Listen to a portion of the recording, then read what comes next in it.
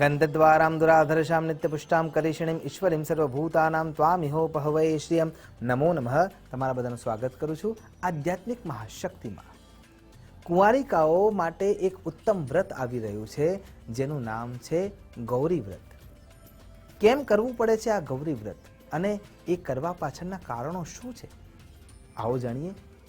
આપણે ગૌરી વ્રત કેમ કરીએ છીએ? ભગવતી પરાંબિકા રાજરાજેશ્વરી સાધન ભૂતા ઈશ્વરા માં સતી જ્યારે ભગવાન રામજીની પરીક્ષા કરવા માટે સીતાજીનું રૂપ ધારણ કરે છે અને એ વખતે ભગવાન એમનો ત્યાગ કરી નાખે છે અને ત્યાગ કર્યા પછી ભગવતી યોગ અગ્નિમાં દક્ષ પ્રજાપતિના યજ્ઞમાં શિવજીનું અપમાન જોઈને પોતાની જાતને નષ્ટ કરે છે. ત્યારબાદ દેવીને ફરીથી હિમાલયના ઘરમાં મેનાના શરીરથી જન્મ લેવો પડે છે અને એમનું નામ પાર્વતી રાખવામાં આવે છે, જેને આપણે ગૌરી તરીકે પૂજિત કરીએ છીએ. અને બાલ્યાવસ્થામાંથી જ ભગવાન સાંબ સદા શિવને પ્રાપ્ત કરવા માટે થઈને એ તપને આચરિત કરે છે અને એ જે વ્રત છે એના થકી એમને ભગવાન સાંબ સદા શિવ મળે છે. તો આપણે આપણા સંતાનને સુયોગ્ય સંકલ્પો આપી શકીએ, એને સુયોગ્ય માર્ગ મળી શકે, એને વિદ્યા પ્રાપ્ત થઈ શકે, એને સુયોગ્ય જીવન સાથી પ્રાપ્ત થઈ શકે, સુયોગ્ય જીવન વ્યાપન કરવાની તમામ સુખ સુવિધા અને સંપદા અને સાથે એની સમજણ પ્રાપ્ત થઈ શકે, એવા શુભ હેતુથી બાળકીઓને કુંવારિકાઓને આપણે ગૌરી વ્રત કરાવતા હોઈએ છીએ. અને એટલા માટે ગૌરી વ્રતનું મહત્વ છે કેમ કે પાર્વતીજીએ બાલ્યાવસ્થામાં આ વ્રત કર્યું હતું. આ જે ગૌરી વ્રત છે એનું બીજું નામ છે મોળાકત વ્રત, એટલે કે મોળું ખાઈને અથવા ન શરીર સાથ આપી શકે એવું હોય તો એક ટાણું કરીને, પણ એમાં પણ મોળું અને એક ટાણું કરીને પણ આ વ્રત આપણે કરાવતા હોઈએ છીએ. તો એના સાથે જો વૈજ્ઞાનિક દ્રષ્ટિએ જોવા જઈએ તો સંતાનોને, બાળકીઓને મોટાભાગે આપણે પ્રકૃતિના નજીક લઈ જઈ રહ્યા છીએ. એની પૂર્વ તૈયારી શું કરવી પડે છે આ વ્રત કરવા માટેની? તો સૌથી પહેલાં 5 દિવસ પહેલાં આ જે વ્રત શરૂ કરવાનું હોય છે. એમ તો જોવા જઈએ તો વ્રત દેવશયની એકાદશીથી 5 દિવસનું હોય છે, એટલે શરૂઆતના 5 દિવસ એટલે દેવશયની એકાદશીના પહેલાં એની પૂર્વ તૈયારી કરવી પડે છે. તો એક મોટું રામપાત્ર કે કોડિયું કે પરણાયું જે છે એ પરણાયું લઈને એ કોડિયાને શુદ્ધ કરવું પડે છે પાણીથી, અને શુદ્ધ કર્યા પછી ગંગાજળ દ્વારા એને શુદ્ધ કરીને ત્યાં ગંગાજીનું સ્મરણ કરીને એમાં શુદ્ધ માટી લાવવી જરૂરી છે. કોઈ પણ ગમે તે ક્યારામાંથી લઈ લેવી એ યોગ્ય નથી.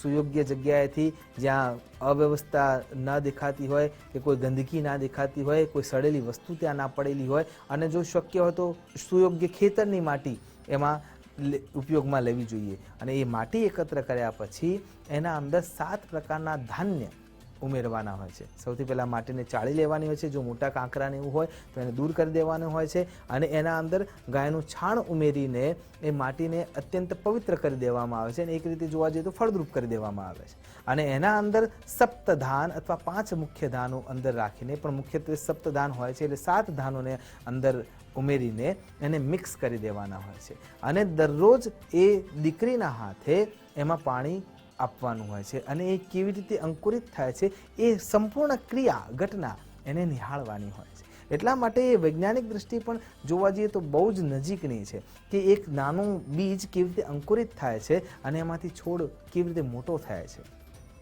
તો આ સંપૂર્ણ ઘટના આ 5 દિવસોમાં શીઘ્રતાથી જોવા મળતી જ હોય છે અને એનો તાદર્શ અનુભવ એ કુંવારિકા કરી શકે એટલા માટેની આ ક્રિયા છે. બીજી ક્રિયા શું છે? જ્યારે દેવશયની એકાદશીથી 5 દિવસ માટેનું આ વ્રત છે તો એ વ્રતમાં તમારે મોળું ખાવાનું છે.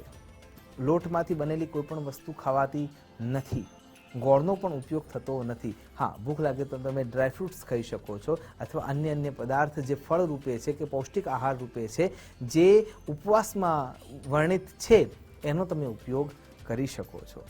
તો બાળકને સૌથી પહેલાં નદી કિનારે જઈને સ્નાનાદિક કર્મ કરાવવાનું હોય છે.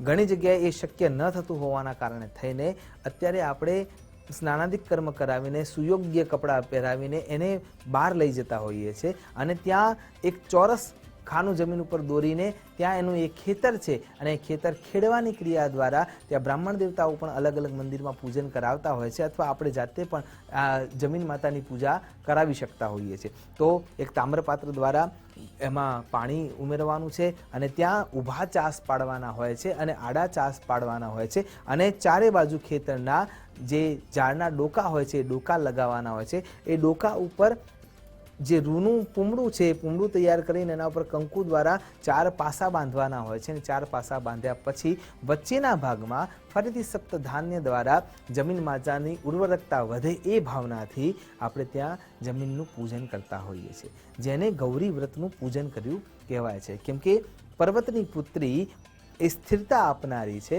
અને સ્થિરતા ભૂમિમાંથી મળે છે, એટલા માટે થઈને આપણે ત્યાં ભૂમિનું પૂજન બાળકી સાથે કરાવતા હોઈએ છીએ કે દીકરી સાથે કરાવતા હોઈએ છીએ.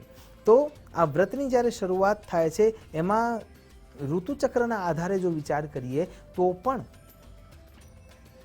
આ સમયે દક્ષિણાયન થવાનો સમય છે, એટલે કે સૂર્યનારાયણ ઉત્તરાયણથી દક્ષિણાયન તરફ પરિભ્રમિત થઈ રહ્યા છે અને એ સમયે આ ઋતુચક્રના આધારે જો વધારે ખાવામાં આવે તો ડાયજેસ્ટિંગ સિસ્ટમ ઉપર તકલીફ પડી શકે છે. એ ના થાય એટલા માટે થઈને આ સમયમાં 5 દિવસનો અંતરાલ રાખવામાં આવેલો છે અને એટલા માટે મોળાકત વ્રત ત્યાં કરવામાં આવતું હોય છે. તો આ પૂર્વ તૈયારી રૂપે તમે જે તૈયારી કરી છે, જવેરા વાવી દીધા છે, એને એકાદશીના દિવસે એક સ્થાપન પર એટલે કે બાજોઠ રાખીને એના ઉપર લાલ કલરનું સ્થાપન મૂકવાનું છે, એના ઉપર આ જવેરા મૂકવાના છે અને ત્યાં દરરોજ 5 દિવસ સુધી એની પૂજા કરવાની છે.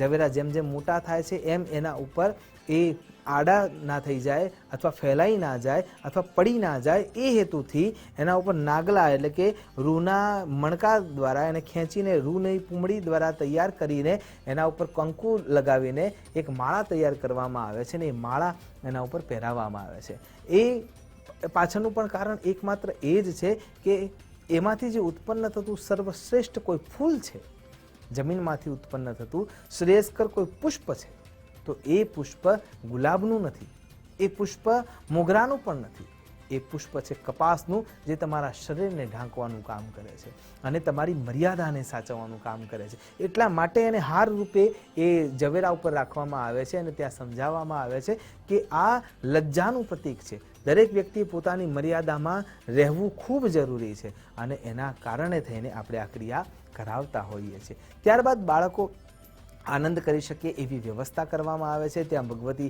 ગૌરીનું પૂજન થતું હોય છે વિવિધ મંત્રો દ્વારા, સાધ્ય મંત્રો દ્વારા અથવા જે સર્વવિદિત મંત્રો છે, સર્વમંગલ માંગલ્ય શિવે સર્વાર્થ સાધિકે શરણ્યે ત્ર્યંબકે ગૌરી નારાયણી નમોસ્તુતે, એવા દિવ્ય શ્લોક દ્વારા પણ તમે ત્યાં પૂજન અર્ચન કરાવી શકો છો. ત્યારબાદ ઉપવાસી હોવાના કારણે થઈને એનો જે સમય વ્યાપન કરવાનો છે એમાં ઈશ્વર પ્રદત્ત જે ઘટનાઓ છે એ એને જણાવવાનો હોય છે અને એટલો સમય બાળકી સાથે તમારે વિતાવવાનો હોય છે. એને આપણી સંસ્કૃતિ કેવી રીતે આગળ ધપે છે એ સમજાવવાનો પ્રયત્ન કરવા માટેનો આ ખરા અર્થનો સમય હોય છે. ગૌરી વ્રતનું કારણ જ આ છે અને કેમ કુંવારિકાઓને કરાવવામાં આવે છે, કેમ કે એ જ્યારે મોટી થશે ત્યારે 2 ઘર તારવાની છે અને એટલા માટે થઈને એને સંસ્કૃતિનું પાન આ નાના ઉંમરમાં જ કરાવવામાં આવે છે. એટલે કે એના મનમાં એ સંસ્કૃતિ અને સંસ્કારના બીજ રોપવા માટેની આ ક્રિયા છે ને એટલા માટે આ ગૌરી વ્રત આવતું હોય છે. અને એ ગૌરી વ્રત કરવા વખતે 5 દિવસનું આ વ્રત છે. 5 દિવસ સુધી દીકરીને મીઠું આપી શકાતું નથી ને અન્ય પદાર્થ આપણે જે ભોજન માટેના નક્કી કરેલા છે, જે ઉપવાસના નથી, એ આપણે એમને આપી શકતા નથી. 5મા દિવસે જ્યારે ક્રિયા પૂર્ણ થાય છે અને એ વખતે એ ઝવેરા પાછા નદીમાં પધરાવી દેવામાં આવતા હોય છે. એનું કારણ પણ એ જ છે કે એ અંકુરિત થયેલું જે અનાજ છે એ અનાજ વધુ સારી રીતે ત્યાં પ્રબળતાથી આગળ વધી શકશે અને એ જમીનની ઉર્વરકતામાં વધારો કરનારું બનશે. જમીનના અંદર બીજ રૂપે એ પડ્યું રહેશે અને ક્યાંક ને ક્યાંક એ પાછું અંકુરિત થઈને પાછું આપણને મળવાનું જ છે.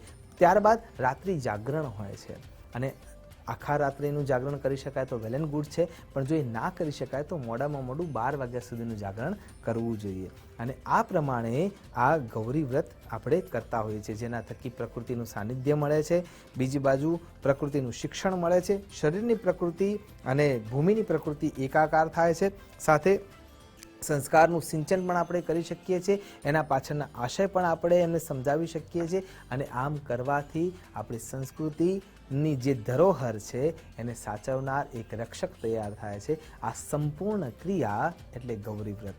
આશા કરું છું કુંવારિકાઓને આપણે એ જ્ઞાન આપી શકીએ, એના અંદર એ ભગવતીની સ્થિરતા જોઈ શકીએ અને સાક્ષાત ભગવતી રૂપે એનું પૂજન અર્ચન કરાવી શકીએ અને કરી શકીએ, એ જ અભ્યર્થના સાથે નમસ્કાર. અસ્તુ સદા શિવોહમ. નમો નમઃ.